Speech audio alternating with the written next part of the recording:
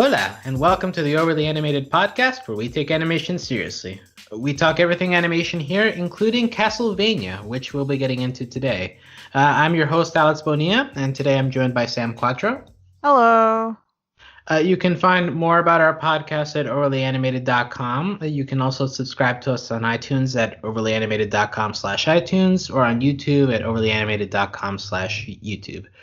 But today we are talking about the Netflix animated show Castlevania. This is a show that its first season came out a while ago, but its second season is coming out this weekend, or if you're listening to this later, on October 26th of 2018. So we decided to get together and talk a little bit about what we have of Castlevania so far in preparation for the next season, which we'll be talking about maybe a little bit later. Also, just before we get into this, Castlevania is an adult animated show, so we might get into some not safe for work language here. Also, we're going to briefly talk about it in non-spoiler ways in case you're interested in our thoughts generally on the show, but from there we'll be getting into deeper stuff, and we'll give you a warning when we do. But let's just talk about our general thoughts first without getting too much into details. Sam, what are your general thoughts on what we have of Castlevania so far? Oh, I loved it. So my main bread and butter when it comes to anime or anime-esque sort of things is violence. I don't know why. I love violence in animated form when it's deep and gritty and graphic and just like that, more so than slice of life. So I was very much on board. It was very captivating, very, I don't know, compelling to watch. I think the first moment of the show, I'm like, oh yeah, there's that pretty lady. I'm hooked. Here we go. Castlevania, let's go. It was more dark than I was expecting it to be because Alex, you did recommend it to me a month ago. I don't usually recommend dark stuff like that, but Yeah, well, you fake recommend Disenchanted to everybody. The CR Disenchantment podcast for why that's a fake recommendation. So, but yeah, I was just okay, I didn't really expect it to be as gory. I think you might have said, just the warning, this gets really squirrely. And then, people were getting disemboweled and stuff, which was nice. But yeah, I was super into it. It's amazingly well done, super witty and funny, serious, of course. It does adhere to the game that it is based off of quite a bit, but you don't have to play the games in order to watch it at all. I've personally never played a Castlevania game in my life. Just being on the internet and inside of the video game internet community, things, and you read Wikipedia, yada yada yada. But yeah, you would be perfectly fine if you don't know shit about Castlevania. It's a great anime / non-anime / whatever you want to call it. Thumbs up. Yeah, I'm in a similar boat where I know nothing. I knew nothing about Castlevania before this. See, my total knowledge it's like that vampire video game from a long time ago, right? That's all I knew. I mean, true, yeah. Yeah, but also I was also pleasantly surprised when I watched it because I think I'm on a different end where I'm not usually towards the gory stuff. I rarely watch horror movies because that's just not my bag. But this show manages to, while it does go deep into the goriness of it, but it feels more for a reason sort of thing. The whole atmosphere of the entire show fits in with the violence that they're using. Yeah. And also you mentioned the humor, it was surprisingly funny at times.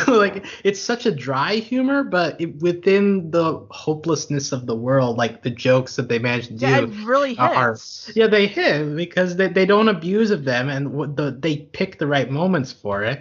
And also that the themes of it are kind of deep in a way. We'll talk a little bit about that later, but yeah, it's as a show, it does feel like it comes really, really well. And the fact that it's only 4 episodes, at least to me, really helps. Yeah, that definitely plays into its favor. Yeah, like I know some people have complained on the internet that like, oh well, it feels weirdly paced. Like, why is it only 4 episodes? There should have been more, or why bother releasing it? But like, I think that it works as an intro because it feels like from beginning to end, it feels like okay, we're introducing this main character, we're introducing this main character, and we're getting the band together for the next season. Like, and you don't need to stretch it out. Like, it doesn't feel like there's any wasted time in there, at least to me. So I think that for a first season, Castlevania was really successful, and it injects just the right amount of humor and just the right amount of violence. Like it gets a really good balance in there. So I was very surprised at how much I enjoyed it the first time around when I watched it. So yeah, we have positive thoughts on this. If you want to go check it out, as you mentioned, it is just 4 episodes, season one. They're 23 to 25 minutes each, so that's basically a 2-hour binge, basically the same length as like a long movie on Netflix. So it's definitely worth a watch. Now we'll be getting into the spoiler territory. Now for people who have actually watched, what do we talk about first? I guess we can talk about characters first. So we have Trevor Belmont, who's supposedly the main character. We got Dracula. The Bishop is a main character for a while. Sypha comes in later. Alucard has bits and pieces. Of the main characters, who did you enjoy the most of the main cast? Oh, I love Trevor. He's Okay, just, okay. I don't know, he's like super funny, and he's just like this puckish rogue type who is just so sick of the world and everything in it. So he has like a lot of the dry humor going on for him. And he just has great chemistry with everybody he encounters. Like him and Sypha in particular, like in the latter half episodes. That was amazing.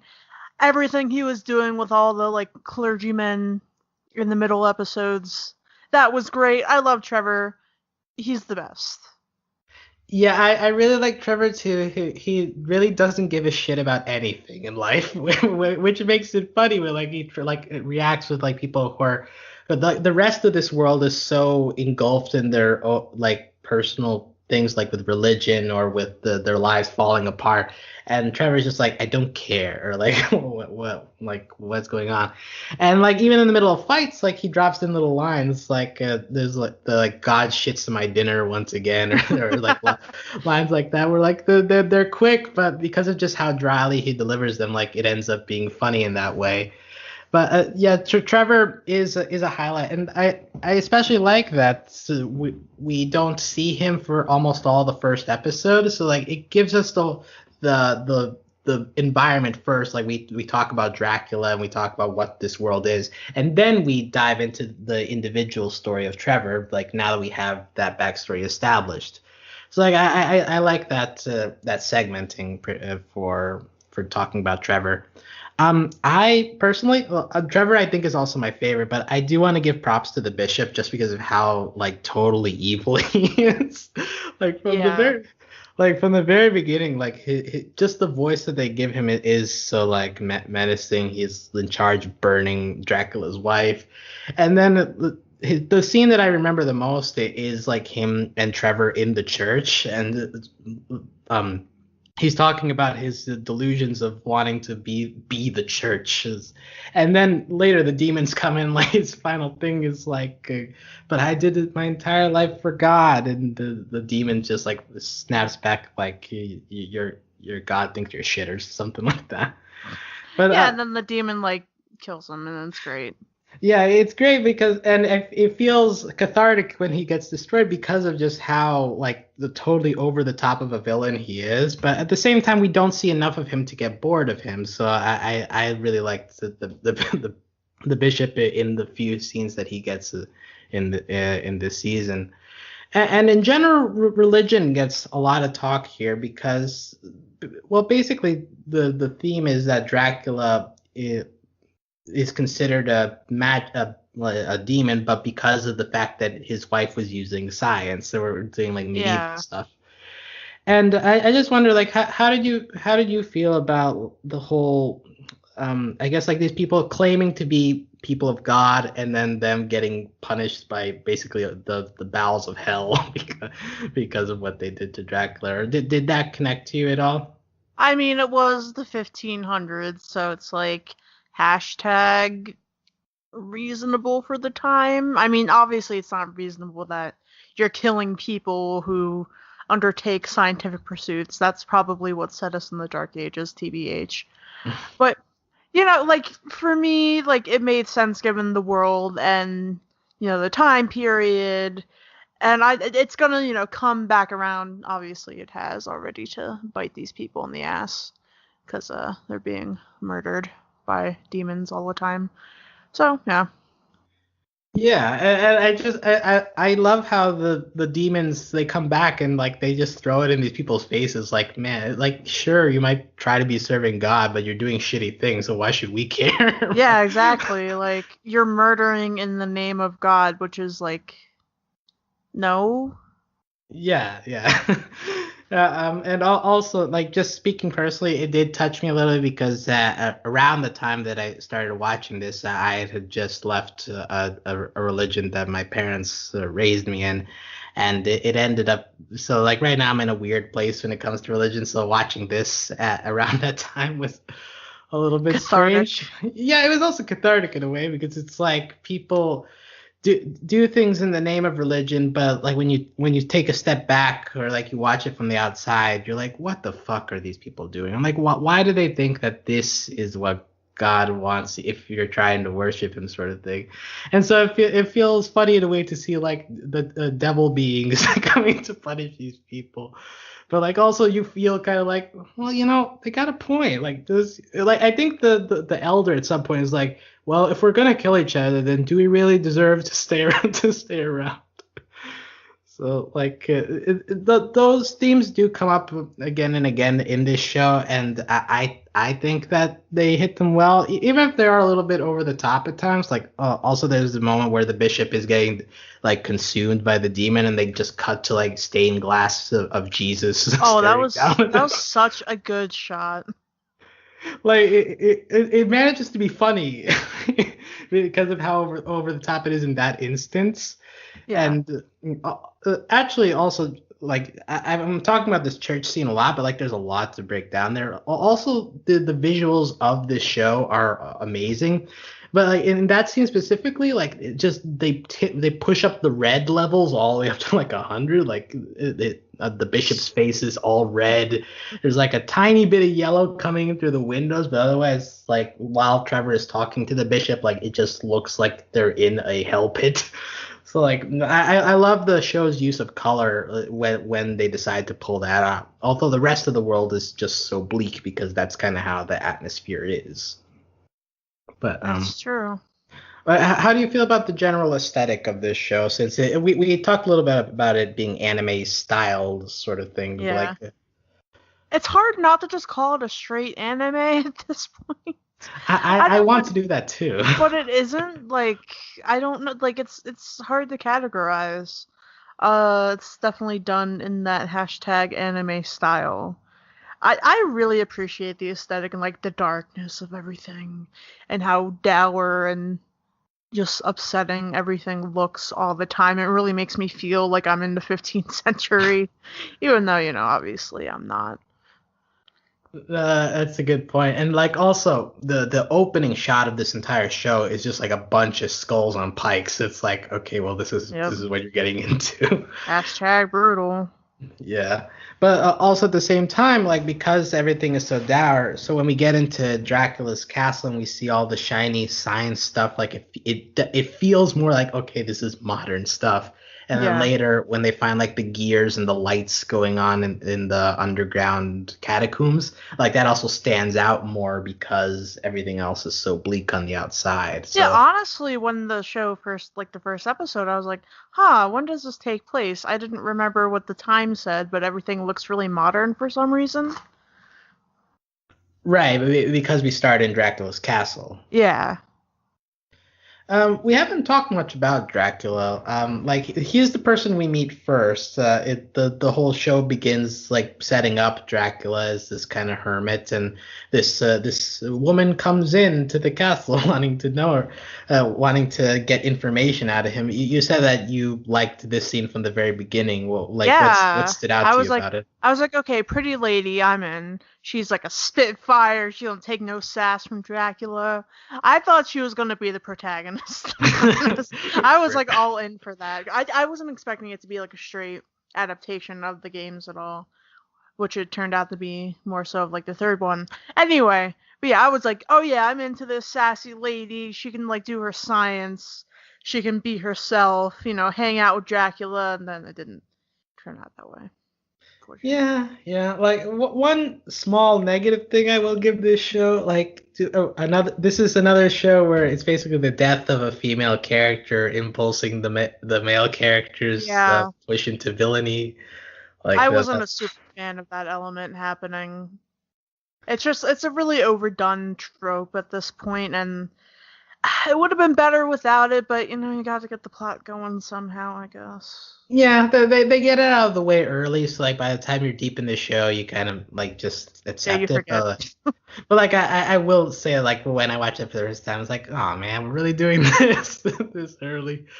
But like Lisa, the woman there, like she gets burned at the stake, and we see the bishop and everyone just letting it happen. She's a And witch, yeah, they call her a witch because she is trying to do science. as you do. As you do.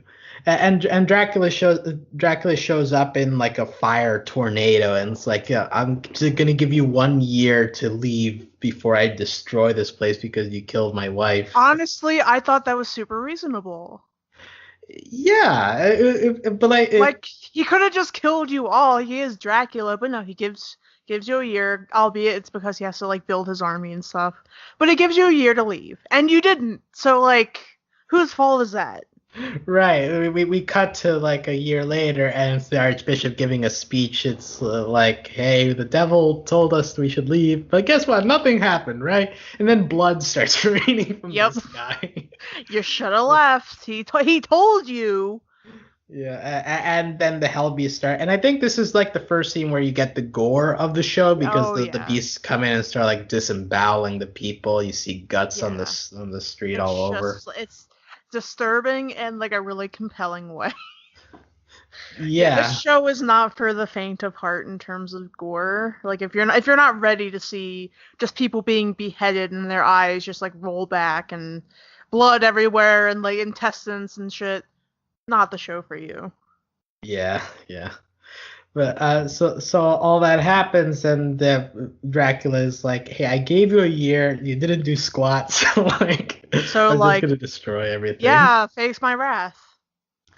And and so all that sets up the Dracula's desire to just destroy everything, right? And then episode 2 happens, and we meet Trevor, who's just like in this bar scene. This is also part of the show, right? Like it hard cuts from like the violence and the destruction of whatever happening outside, and we cut to this bar. It's like two drunk dudes talking about fucking a goat. Yeah, it's very strange, but it was fun. Yeah, like it's so jarring. It's like, oh, okay, like that's the kind of show that this became. I But mean, what else are you gonna do for fun in like the 1400s? Really, you just gotta fuck goats, I guess, if you're like a farmer or is something. is this why bestiality had to be put into law books because there were Yeah, this was a popular thing to do for fun? yeah, guys were just bragging about it in bars, and like the lawmakers were just like, okay, this shit gotta stop. Yeah. But from these drunkards, we also get exposition that like the Belmonts, who Trevor is are part of this family of magic beast hunting people, and they blame them for the magic hell beasts roaming the countryside. And so we have this fight scene between them. We get an introduction to Trevor in that way. There's like a bar fight, multiple nut kicks process. Oh yeah, there are like a lot of nut kicks, aren't there? I remember Yeah. taking a screenshot of one because it was really funny, but I don't. Let me look it up. I think it's this one in the bar fight because he like mentioned something like, "Would you please leave my testicles alone?" Yeah, it was very funny. Yeah, because like once again, like I think a lot of this show comes from the fact like it sets you up in being like such a dark, brooding show, but then when it cuts to Trevor, like it adds like some dry humor and some like let's say bottom of the barrel humor, but like because it comes after all the dark stuff, like it feels refreshing in a way, or it just feels like contrasty in a way that I don't usually get from shows like this. Yeah. Uh, but so they end up fighting. There's blood, obviously, but eventually he wanders out into Greshit, which is one of the cities being destroyed, and so he's just kind of wandering around, like asking like what's going on with people or what's going on with the city. He figures out about Dracula's story. And we also get him meeting this person in the alleyway and who's getting harassed, this old man. And like another scene that stood out to me is like he fights these priests who like have knives and stuff, and he whips an eyeball out of one of them. Yeah, that was like what? Like, Damn, he's really good at that whip. like I wonder, like, is that even possible in real life? Like, I mean, you could probably do it by accident. I don't think you can precisely do it. yeah, because like, how would the whip like go inside your eye and then pull it out? Like, Maybe it's like a spiked whip, and like, but okay, this is assuming like real life stuff. It might just like pierce your eye and you just pull it out. Ugh. Yeah, But yeah, that, that yeah, I know. It's like, huh. that that seems doable though for this world. But yeah, we get an introduction to like the priests being basically like tough bodyguard people in this universe. And so, but the elder survives. He takes Trevor back to his house and tells him about what's going on.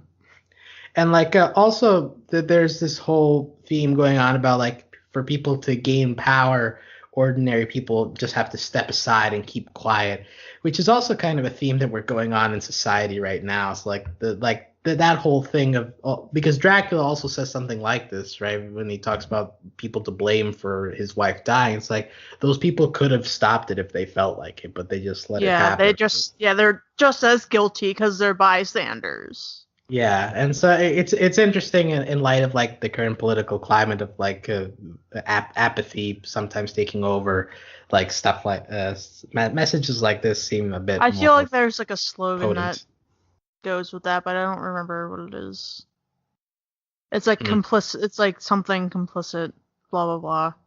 Anyway, yeah. Yeah, yeah, but like this show seems to hit hard on that, and also it hits on Trevor being like this too, because also in these scenes with the elder, it's like, well, what are you doing with your life? You're kind of just wandering around, and so basically this show is kind of at least this first season is like trying to get Trevor back to having a reason to do things, since otherwise he's just kind of wandering, doing nothing, aimless in life after getting exiled, which is also kind of relatable in a way, like trying to find a purpose in life. True. Yeah, but anyways, eventually these speakers reveal that they haven't left the city, even though they're being blamed for it because the grandchild is missing. And so Trevor eventually changes his mind and decides to go find the grandchild so they can leave because he says like he knows what it's like to be persecuted. And so the next episode goes into that, like him going down into the catacombs. In this sequence, there's a lot of falling through holes, and in the next episode, there's a lot of falling through holes. Yeah, just a lot of holes that you I've just been fall through. I've been informed that this is a Castlevania thing, but like, I guess so. I guess you just fall through things in the games. I don't know. yeah, but they managed to get some jokes out of it. Like in this episode, it's like Reflex is like a cat, sort of, and then he falls through another hole, sort of thing. It's like they managed to incorporate it. Like, how are your Somehow. legs and back not broken by now? I mean, how is this person even alive, considering all That's the true. Considering like every single thing that is happening in this fucking show, like how is anybody alive? How are people still alive in this country? Yeah.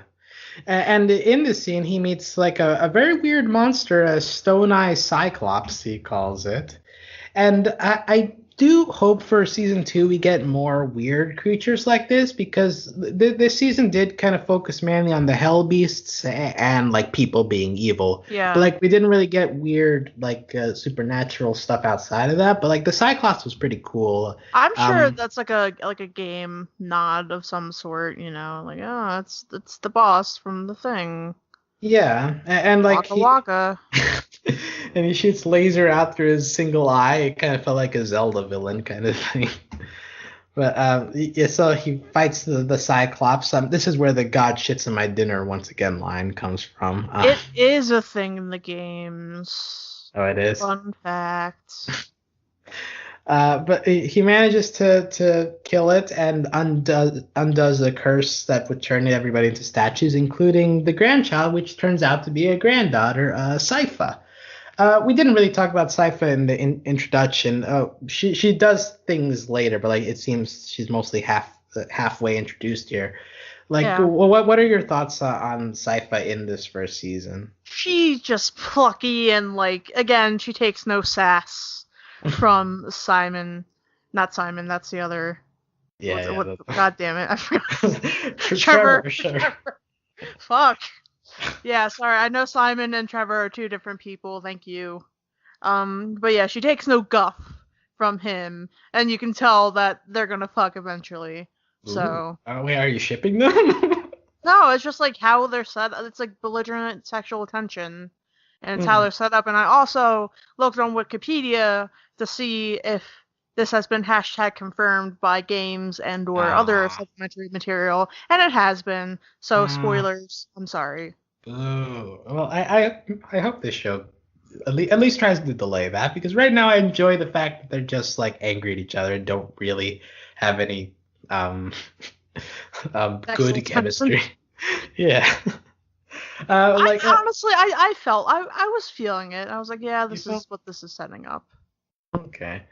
Well, I enjoyed Sypha for most of this. I think at the end she gets a little sidelined, but more of just because of all the action that's going on. Yeah. But I like that Sypha's a bit sarcastic towards him. Like she says stuff like "I could pee in a bucket and tell him it's beer," sort of thing. It's like she It's hard gets to jokes really too.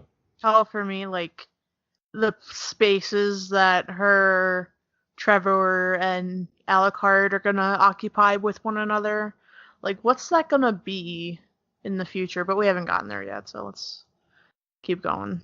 Yeah, yeah, we'll talk about season two things later, but like yeah, so the Trevor rescues Sypha and they to bring her out, but Trevor notices that there's lights and gears down there, so he tells the elders like this is what Dracula's castle looks like, so you shouldn't hope that there's a leader down there.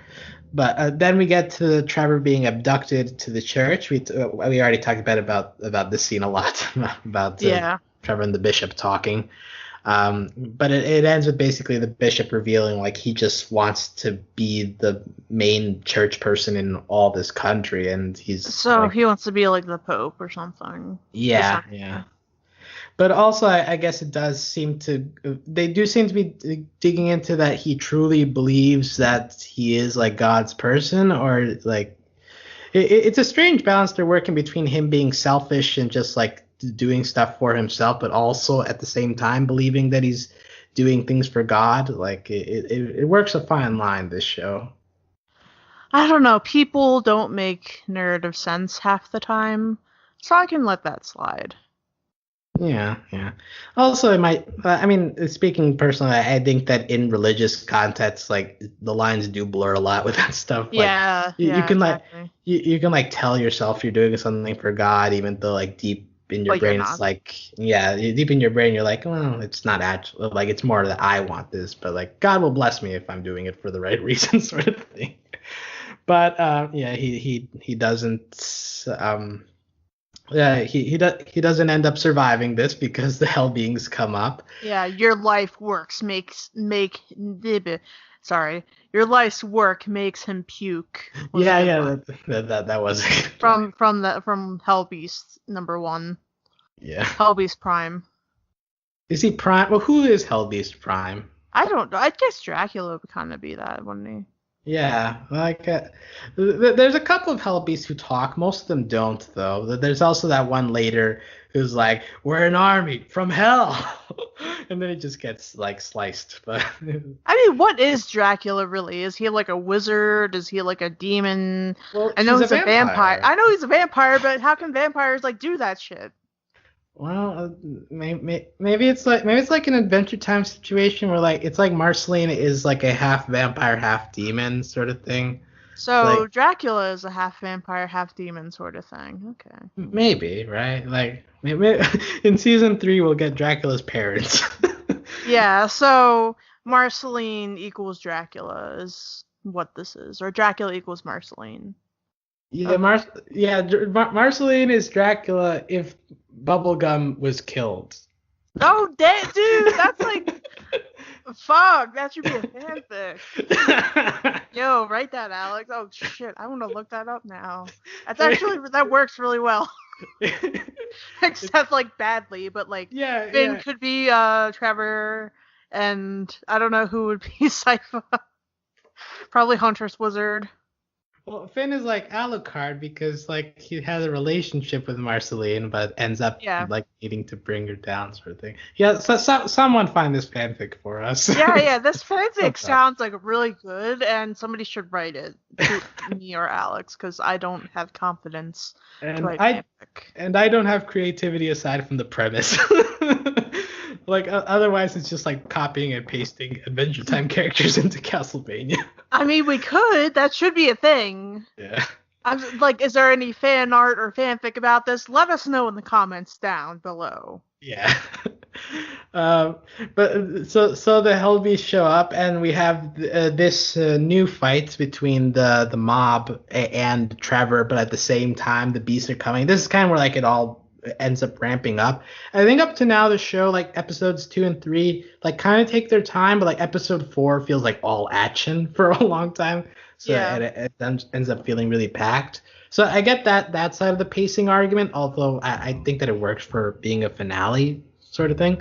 Yeah. But in any case, like he faces the mob, and Sypha shows up out of nowhere to protect Trevor. Reveals that she has magic fire powers. There's circles with a ring of fire. I did like that scene. I also liked Sypha showing up. It's like, ooh, I didn't ask you to protect me or something like that. So good, adding to the whole like she doesn't take no guff character. God, Baka, I didn't ask you to protect me, jeez. Yeah. But then what happens after? Oh yeah, well yeah, the beasts show up, and Trevor ends up being a planner. Yeah, he just shows them how to like coordinate their spears and stuff, and they kill the hell beasts, I guess. Yeah. They show us what I imagine we're gonna see a lot later, like salt and holy water, and oh yeah, there is like a lot of salt and holy water in that, huh? Yeah. Who knew that demons were allergic to salt?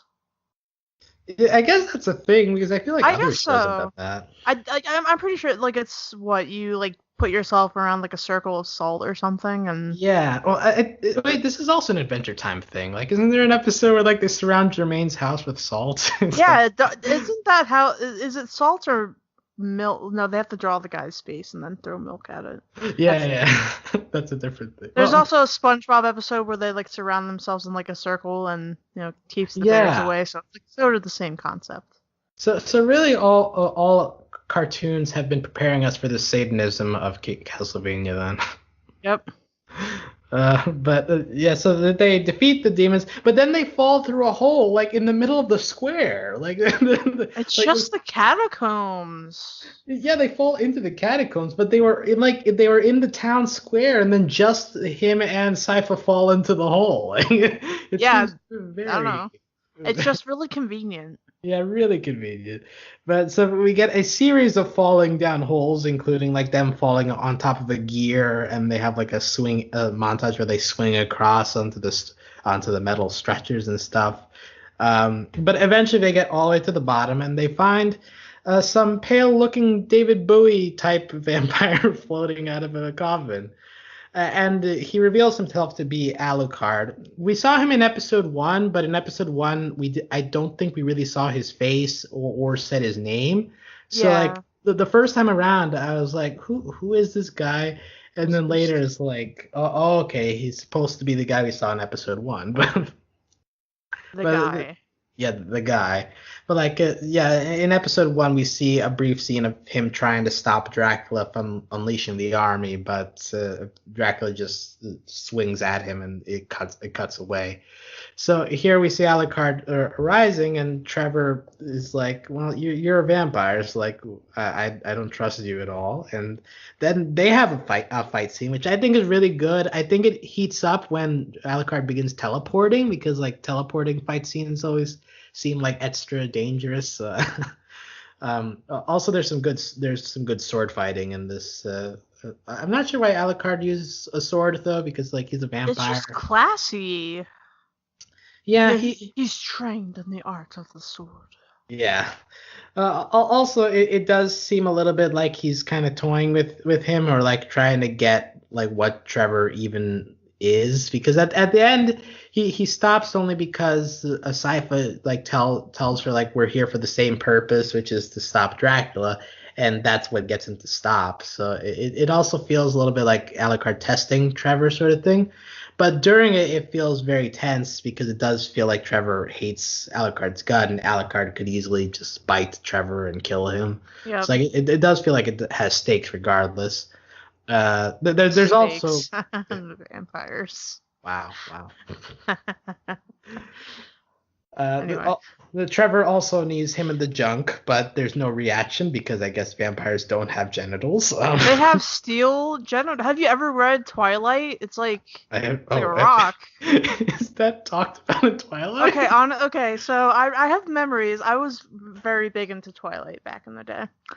I have memories of going on Stephenie Meyer's website, and after Breaking Dawn, the last book, came out, she had written down an explanation as to how the pregnancy would work, because Bella gets pregnant in that one.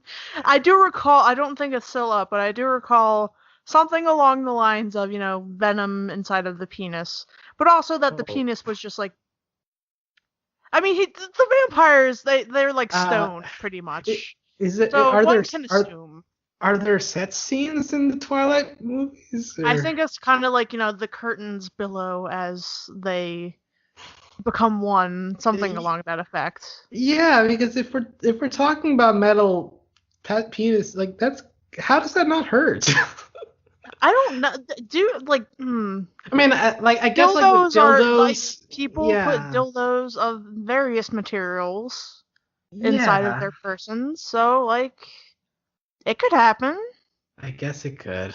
There are glass dildos. There's probably people use stone dildos back in the olden days. They probably used stone dildos in the fucking time period this took place in. So I'm not surprised.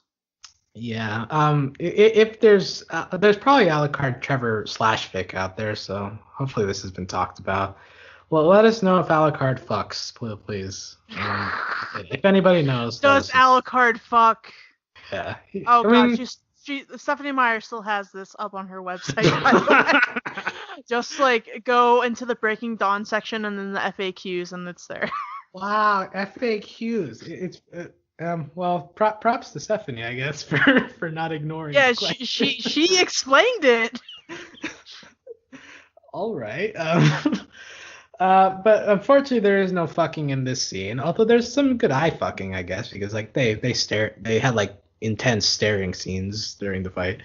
But eventually he finally reveals himself as the son of Dracula, and he explains that this sleeping soldier story that we've been talking about throughout the season, the finishing of the story is that he would be met by a hunter and a scholar, and so that ends up.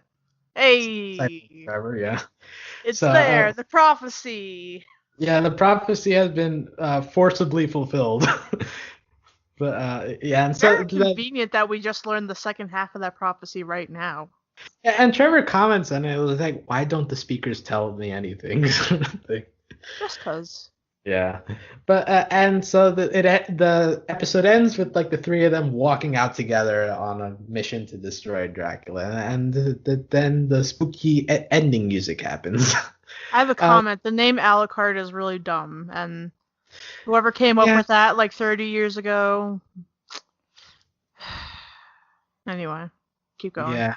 I mean, it's kind of impressive though that Dracula, if you spell it out backwards, even reads something as coherent as Alucard, because like so many Yeah. words, if you spell them backwards, mean nothing. But like, I'm more just salty that I tried to spell it the other night, but I couldn't because I couldn't spell Aw. backwards. So I was doing like, oh, look, lard or something. Like it was a mess.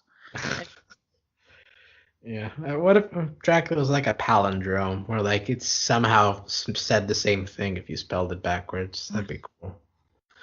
But yeah, so like this sets up season two. I don't know if you have you seen the trailer?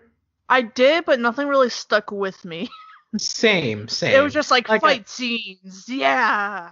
yeah, I saw more Dracula, which is good because honestly, one thing I will give this season, not enough Dracula. Like we had a lot of him in episode one. We really don't get much of him for the rest of the season. So I am hopeful for more Dracula scenes.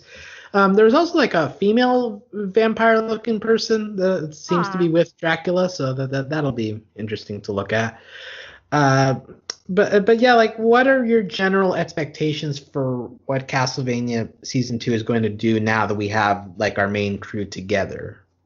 They're just gonna like fucking hunt down Dracula, I guess.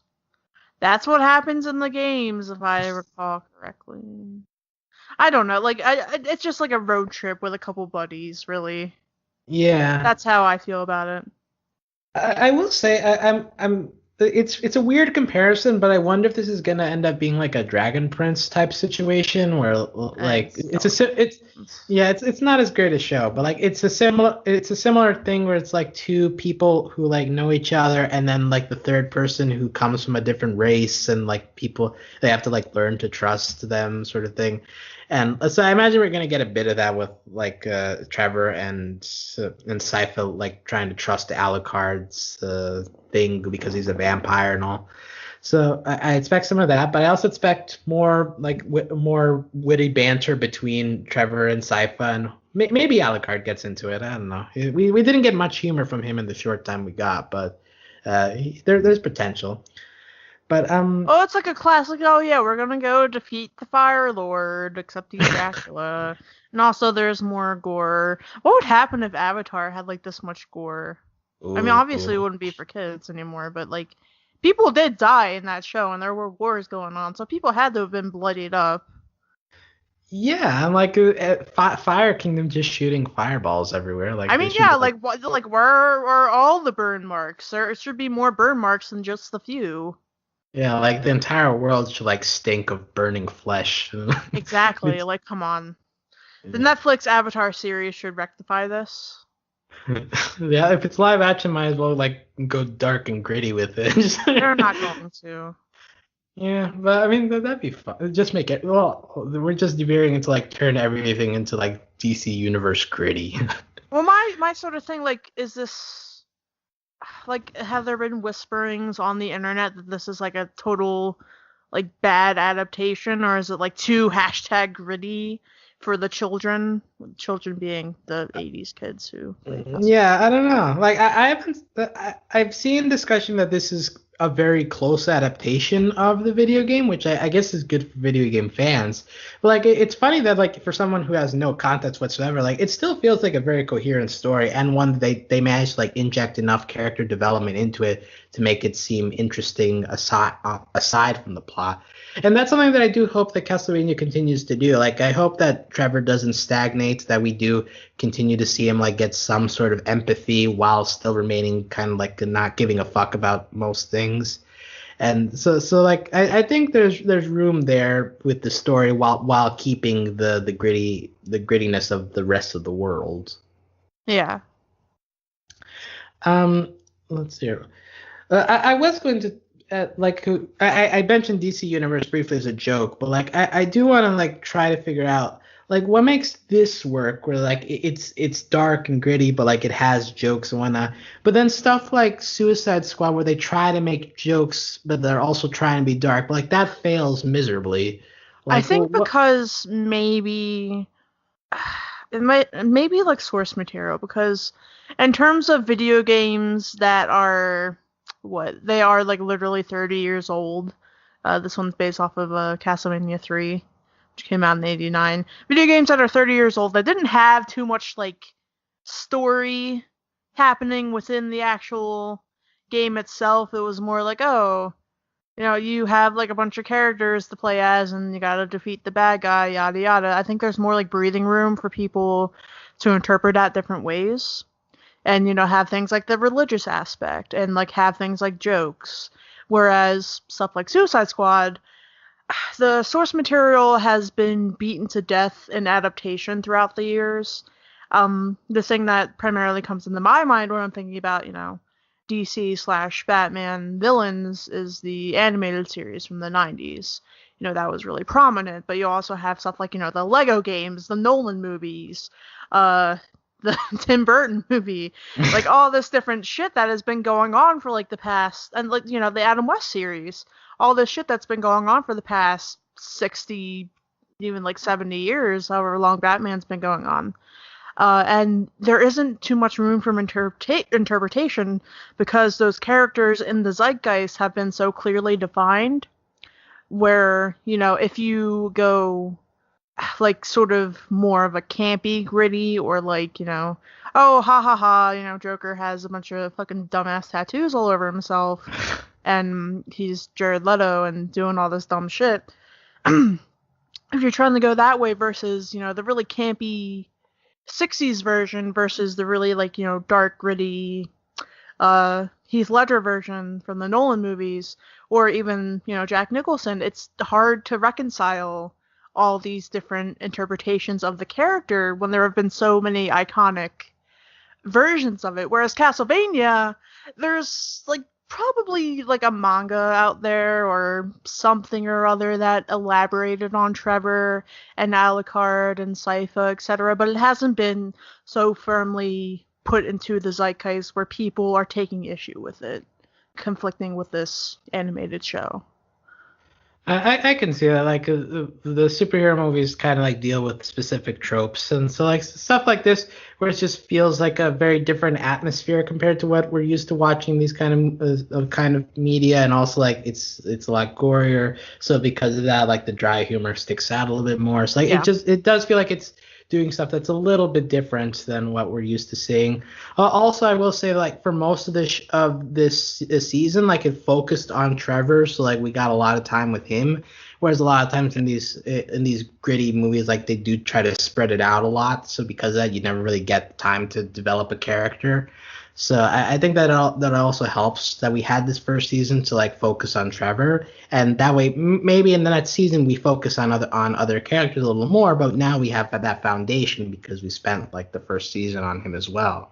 Yeah. So yeah, we'll Castlevania season 2 comes out when we're recording this tomorrow. By the time you listen to this, it may already be out. But Who knows? Who knows? Will Dracula survive season 2? I don't know. Like, hasn't been announced anywhere that there's something else. Well, okay. So So this next season's 8 episodes, right? Yeah. 8 plus, so it's 12. So if they kill Dracula, that would be basically like a full anime series at one point. So I would be fine with it. And then if they decide to do like another season or something or other, they can just extrapolate on Simon Belmont, or like the various other Belmonts that infect the Castlevania lore. Yeah, Because Dracula, because we forget that this is based off of what is essentially a prequel to the original the original Castlevania game, where Dracula is still alive. I did not know that. So. Oh, there you go. That's some Okay. fun facts for you. This is actually a prequel to the original Castlevania game. So it's kind of weird that Castlevania 3 is a prequel to Castlevania 1. I don't know. Anyway, that's just how things are in the Castlevania lore as I understand them. Okay. Well, I will say, like, even if it sticks to the game, like, I guess that means that it's good for me that I don't have any knowledge of the game, because I won't be surprised by these things. Well, I mean, I will be surprised by the show, but because I have not been spoiled on it, so yay for me. Sorry, I've just been spoiling Alex a lot today. Yeah, so sorry for everyone who I guess has played these, but maybe that's worked for you even if you have played the game and watched the show. I do think that the show is doing interesting things that a video game from that time may not have been able to do. So. Yeah. It's definitely a very interesting show to watch, and I'd personally definitely recommend it as long as you can handle the gore. I think that there's a lot of other stuff going on with this show. There's one really disturbing scene that I wanted to bring up just because it stuck out in my mind as probably like the worst. So when they get to whatever the fuck Grishit, the demons have been invading Grishit on and off like every night, because I don't know why they just don't like kill everybody. And one night they come and a lady has a baby, right? And the demons come and they take the baby and they like eat it in front of her, and it's very disturbing. Oh, and yeah. It makes me unhappy. Yeah. That's the only like issue I had with the gore. Just like, don't eat babies. But like at that point, that's when I felt like, okay, they're kind of going over the top with this. But that's the classic demon thing to do. You just eat babies. I know that demons eat babies, and like dingoes do too, but like at that point I thought it was getting a little bit excessive, but it toned down from there. So yeah, we'll see how many babies get eaten in season 2. Yeah, we will see. So until we have Castlevania 2, season 2 to talk about, we will be around to talk about that a little bit later. Until then, you can find out more about this podcast at overlyanimated.com. If you want to chat with us about Castlevania or any other show we cover here at Overly Animated, you can do that on our Discord at overlyanimated.com/Discord. You can also support us financially via Patreon at patreon.com/overlyanimated. Thanks to all of our current patrons, especially our patron of the podcast, Britt, aka Opal. Woo! Go Paul! Oh, Paul? Oh, excuse me. Okay, maybe she spells it different, but she would spell it Opaul. But anyway, I digress. I always call her Opal. Anyway, keep going. Sorry. Inside joke, I guess, for Brit. I've known Brit for like 10 years, so there you go. Okay. Well, thanks for your money, Brit. Yeah, thanks. And thanks as always to our Patreon executive producers, John, Ryan, Steve, Hugh. Besides Castlevania, we've also recently talked to Miraculous Ladybug, which is on the entirely other end of the spectrum of animation. Oh, yeah. But we've also talked for our Netflix. We recently talked BoJack Horseman Season 5, another adult show with lots of deep themes to talk about. Hashtag so you can. Gritty. Yeah, also hashtag gritty, maybe in different ways. So you can also check that out as well. If you want to watch like a lesser Netflix show, we mentioned Disenchantment or whatever the fuck it's called. Disenchantment. It's the fucking Matt Groening show that is set in a similar time period but is worse.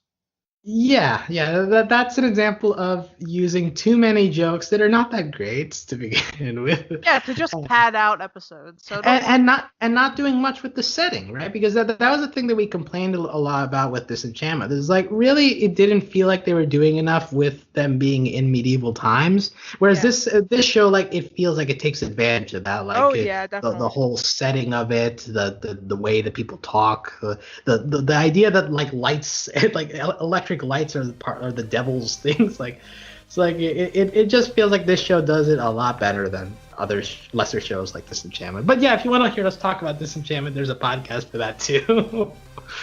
But yeah, so until we get back together to talk about Castlevania Season 2, we'll talk to you soon. Adios.